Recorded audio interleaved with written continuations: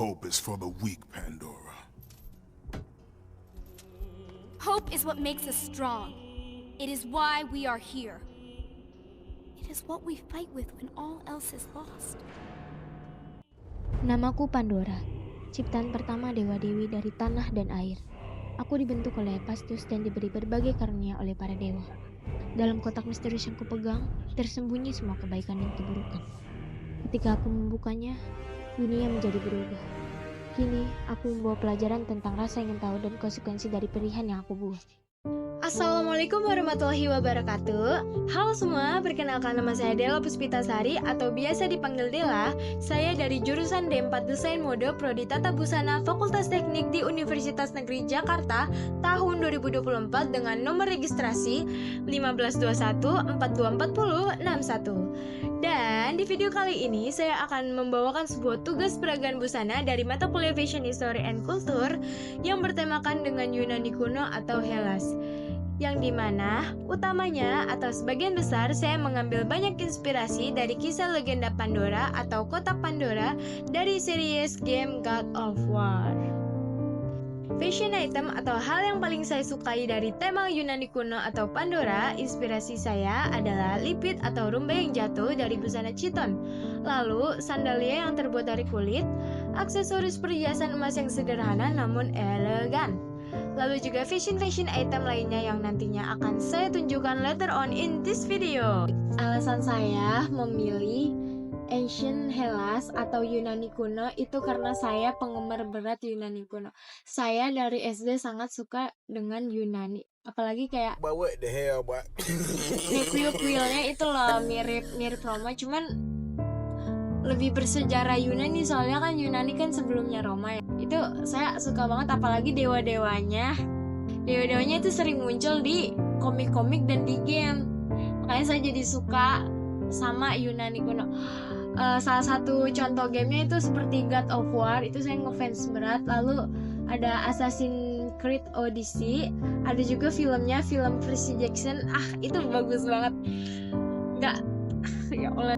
Intinya yang paling saya suka itu kayak bangunan arsitekturnya yang sangat estetik dan juga pakaian-pakaian yang sederhana namun elegan. So, stay tuned for that and enjoy for watching.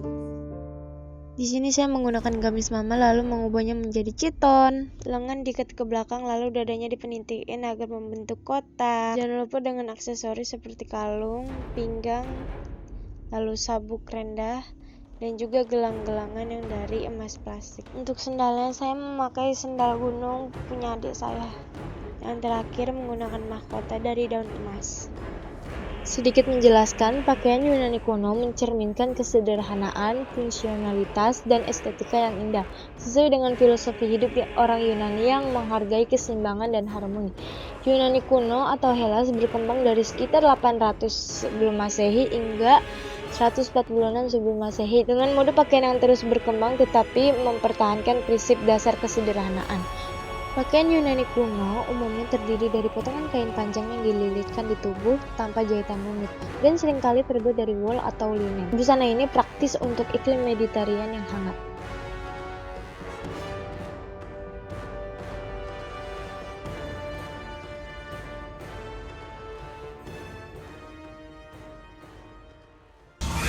The evils of the Great War cannot easily be contained.